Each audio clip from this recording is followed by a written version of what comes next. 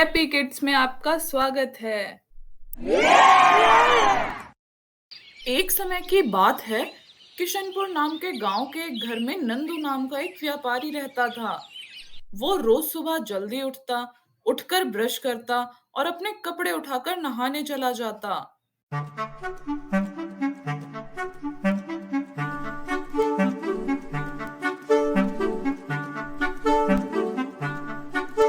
और वो समय से ही अपने काम पर जाने के लिए तैयार हो जाता। और उसकी पत्नी गीता उसके लिए खाना बनाकर तैयार रखती थी। वो दोनों साथ बैठकर खाना खाते और उसके बाद नंदू निकल पड़ता अपनी दुकान की तरफ अपना सामान उठाकर।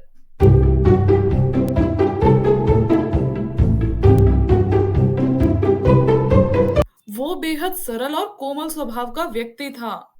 गांव के बीचों बीच नंदू की बहुत बड़ी दुकान थी। नंदू बेहद मेहनती व्यक्ति था। वो 2 घंटे साइकिल चलाकर अपनी दुकान पर पहुंच जाता है, अपनी साइकिल खड़ी करता है और चला जाता है दुकान के अंदर। उसकी दुकान हर समय ग्राहकों से भरी रहती थी। रोज बहुत ज्यादा कमाई होती थी उसकी।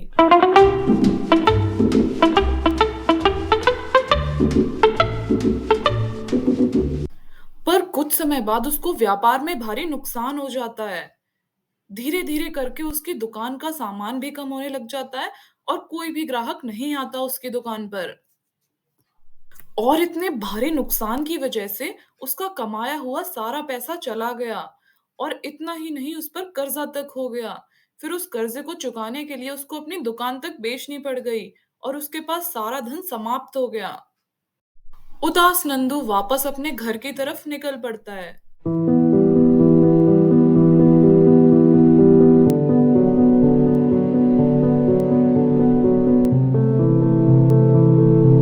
वो दिन रात चिंता में रहता है कि अब क्या किया जाए।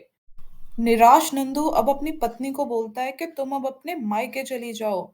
मैं धन कमाने के लिए शहर की ओर निकल रहा हूँ। तो सब कुछ बिकने के बाद नंदू के पास एक भारी और बहुत ही महंगा सोने का पुश्तैनी तराजू बचता है, जिसे लेकर वो चल नहीं पाता।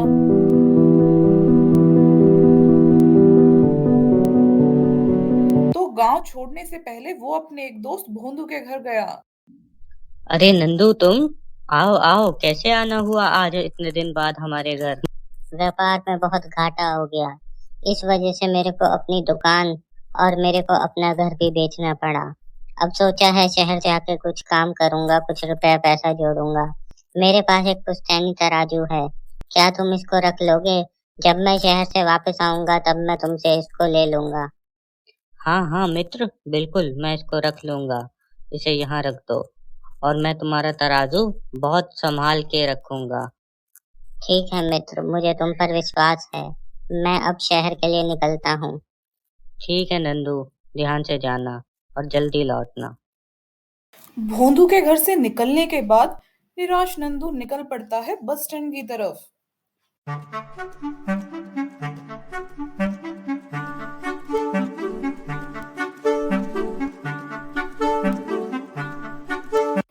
शहर पहुंचते ही उसने सबसे पहले अपनी पत्नी को फोन लगाया और उसने बताया कि मैं ठीक ठाक पहुंच चुका हूं, तुम मेरी चिंता मत करना। और फिर नंदू निकल पड़ा काम की तलाश में। और फिर नंदू वहां से चला जाता है। वहां पर उसने कई छोटे बड़े काम करे। उसने सबसे पहले ट्रक ड्राइवर की नौकरी ज्वाइन कर ली।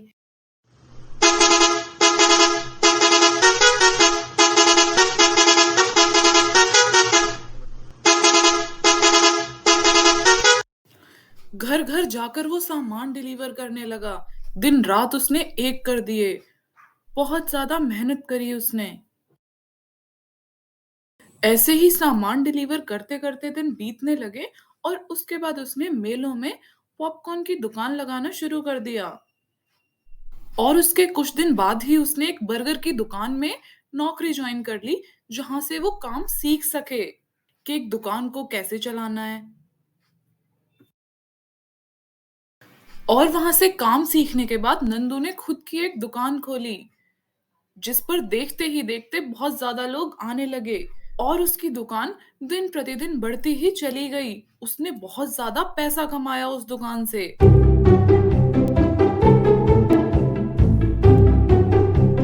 और देखते ही देखते वो फिर से बहुत ज्यादा अमीर हो गया। तो अब पैसा भी कमा लिया, सक्सेस भी कमा ली। फिर नंदू सोचता है कि अब उसको गांव की तरफ निकलना चाहिए, और वो निकल पड़ता है गांव जाने के लिए बस स्टैंड की तरफ।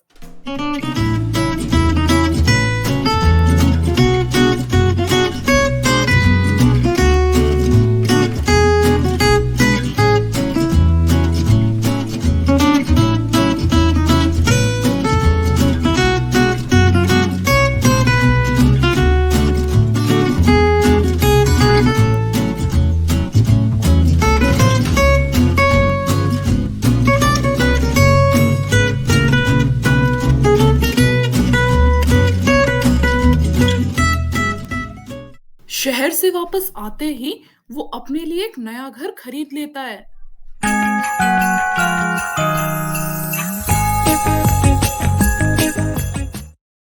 ये हमारा नया घर कितना सुंदर है। और साथ ही नंदू बहुत बड़ा शॉपिंग मॉल भी खोल देता है। इतना बड़ा मॉल पूरे गांव में कोई नहीं था। नंदू के मॉल में ए टू जेड सारी चीजें मिलती थी, खाने से लेके पहनने तक की। हर एक तरह का सामान था उसके मॉल में। और इस बात की खबर नंदू के दोस्त भोंदू को भी मिल जाती है कि नंदू गांव में वापस आ चुका है, और अब उसने एक बहुत ही बड़ा मॉल खोला है। और मॉल को देखने के लिए वो भी पहुंच जाता है नंदू के मॉल में। वाह नंदू, क्या मॉल खोला है। बड़े आदमी बन गए हो अब तो तुम। बहुत पैसा रुपया जमा कर लिया शहर जाके। अरे नहीं नहीं मित्र, बस आप लोग की दुआएं और कृपा है। थोड़ा बहुत रुपया हुआ है, उससे ये नया बिजनेस कर लिया। तो एक दिन अपना सारा काम खत्म करके नंदू अपने मित्र भोंदू के यहाँ जाता है, और फिर वो दोनों बहुत देर तक बातें करते हैं। और बताओ भोंदू, काम कैसा चल रहा है? घर में सब कैसे हैं? भाभी जी कैसी हैं? और तुम्हारा बेटा कैसा है? सब अच्छा चल रहा है मित्र। तुम्हारी भाभी भी अच्छी हैं और मेरा बेटा भी बहुत बढ़िया। वो आजकल पढ़ाई में लगा रहता है, पर शैतान बहुत हो गया है। अरे भोंदू, बच्चे शैतानी नहीं करेंगे तो और कौन करेगा? कोई बात नहीं, बच्चे हैं, शैतानी तो करेंगे ही। भोंदू, मैं शहर जाने से पहले तुमको अपना एक पुश्तैनी सोने का तराजू देके गया था। क्या अब तुम वो मुझको लौटा सकते हो? अरे अरे हाँ, तुम तराजू तो देखे गए थे, पर वो तो चूहे खा गए। वो मैंने दरअसल छुपा के अपने स्टोर रूम में रखा था, और उस तराजू को चूहे खा गए। क्या? सोने के तराजू को चूहे खा गए? आखिरकार चूहा सोना कैसे खा सकता है? क्या बताऊं नंदू, वो खा गए। ठीक है। उसकी तराजू को वापस करने की कोई नीयत नहीं थी। भोंदू ने सोचा इस तराजू को बेचकर उसका अच्छा खासा दाम मिल जाएगा। और ये सुनकर नंदू समझ गया कि भोंदू के मन में तो लालच आ गया है। अब ये तराजू वापस नहीं करना चाहता। पहले तो नंदू थोड़ा परेशान हुआ, फिर उसने थोड़ा सोचा, और फिर वो भोंदू को बोला, भोंदू, दरअसल मैं शहर से कुछ गिफ्ट लाया था। क्या तुम अपने बेटे को मेरे साथ बेच सकते हो?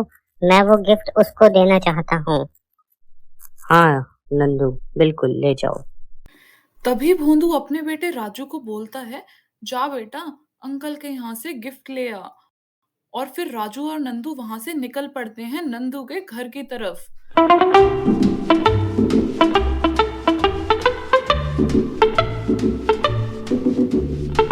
घर पहुंचते ही नंदू राजू को एक कमरे में बंद कर देता है, और पूरा दिन निकल जाता है, शाम हो जाती है।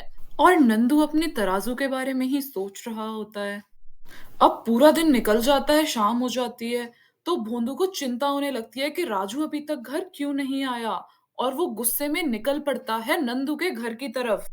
नंदू, मेरा बेटा अब तक घर क्यों नहीं आया? सुबह से शाम हो गई। मैंने उसे तुम्हारे साथ भेजा था गिफ्ट लेने के लिए, पर वो अब तक घर नहीं लौटा है। आखिर कहाँ है वो?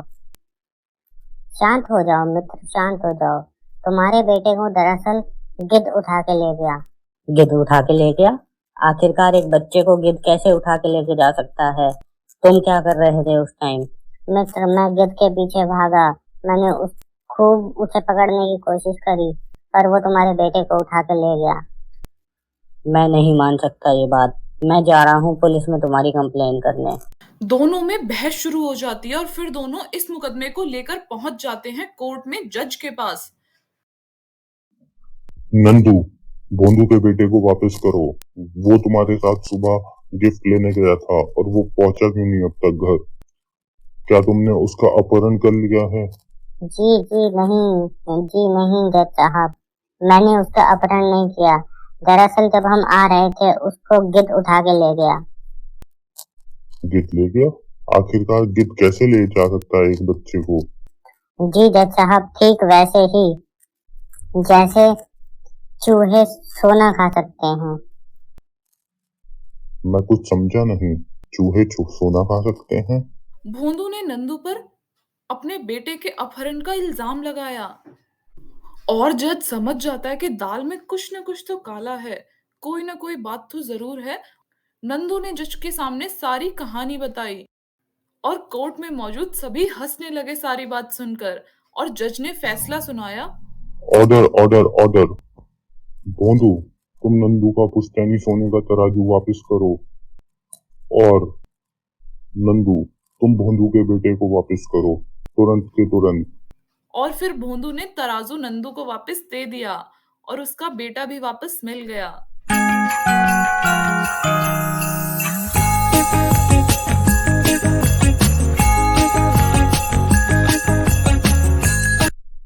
तो दोस्तों, इससे हमको यही सीख मिलती है कि लालच करना बुरा है।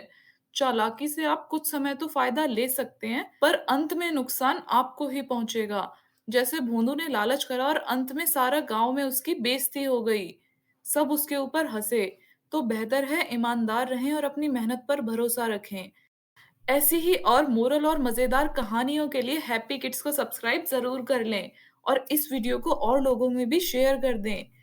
बाय बाय फ्रेंड्स, मिलते हैं अगली वीडियो में।